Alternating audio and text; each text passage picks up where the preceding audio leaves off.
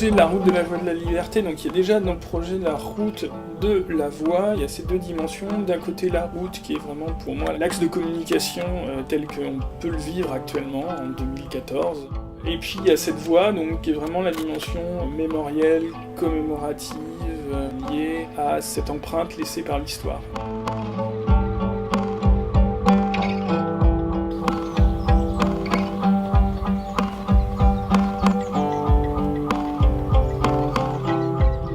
Dès 2009, j'ai commencé à aller sur certains tronçons de la route, à faire quelques petits travaux photographiques de repérage. Très vite, je me suis rendu compte qu'en fait, cette histoire de la grande épopée militaire m'intéressait finalement très peu. Qu'au contraire, j'étais plus dans une histoire qui était liée au vécu personnel des populations civiles.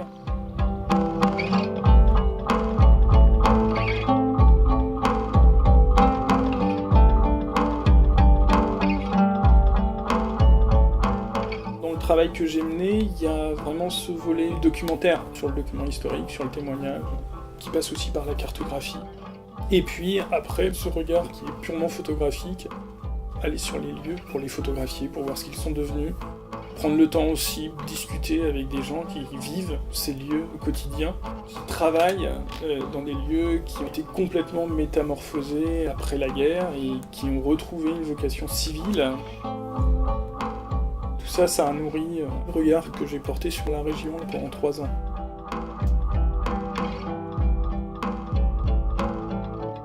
Dans le projet, il y a plusieurs aspects dans la restitution. Il y a 3 expositions.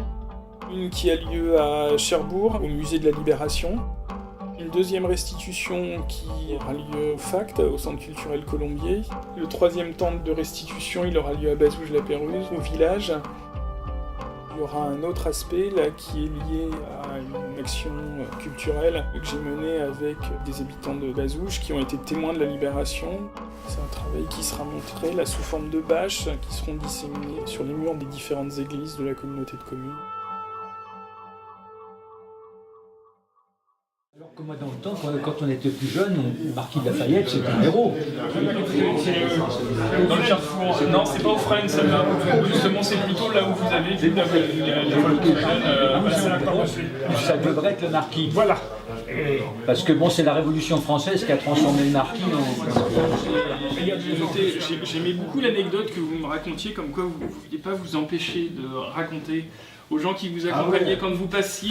Même encore maintenant, quand je passe là, on allait tous les jours. Tous les jours, on allait là-bas, dans la côte. Donc là, pendant le mois d'août, on faisait ça, on prenait le vélo, puis on allait voir les Américains là-bas. Il y avait des dizaines de jeunes de Bazouges qui allaient, hein, mais nous, on partait à 2 tout le temps. D'accord, d'accord. Vous aviez quel âge à l'époque? J'avais 13 ans, entre 13 et 14 ans. Quoi. Et le but c'était quoi? C'était juste de regarder qu'est-ce que vous voulez? C'était quand même extraordinaire. Un défilé sans arrêt, les défilés des chars, c'était fou quoi. Et puis on revenait avec plein de trucs, des chewing-gums, des paquets de... C'est là qu'on a commencé à fumer d'ailleurs. Des paquets de cigarettes, des Camel, des Chesterfield. Et vous avez raconté aussi de M. Legrand là, qui avait ramené 2 caisses de champagne. Oui. Parce que c'est un ancien poilu. Et il a failli se faire tuer dans le bourg de Saint-Ouen. Ah oui, parce que sur la place, il y avait des transmissions. Hein, des camions de transmission. Et il ne fallait pas qu'on passe sur la place. Il fallait faire le tour. Lui, à l'époque du soir, moi je passe. Ouais. Et il est venu le prendre par la veste. Et il l'a mis contre un tilleul qui était là. Il commençait déjà à sortir sa baïonnette de son fusil pour le tuer.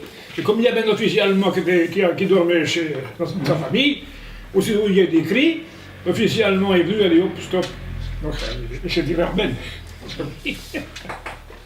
Quand j'ai vu l'allemand sortir la baïonnette du fusil, ça fait drôle. Hein. Oui, ça je m'en doute, oui.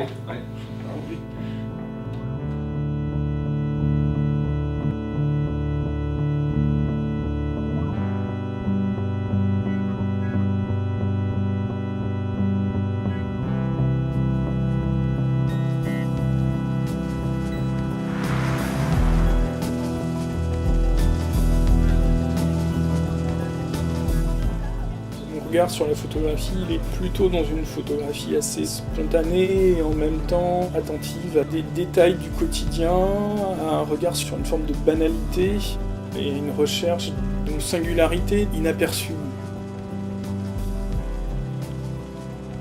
Dans ce projet, donc, j'ai suivi la route en m'en écartant, rarement de plus d'une dizaine ou d'une quinzaine de kilomètres, en essayant de glaner tout autour de cette route, tout ce qui pouvait m'intéresser photographiquement, voir un petit peu ce qui pouvait rester comme trace de cette histoire, ou ce qu'avait pu faire le temps de cette histoire.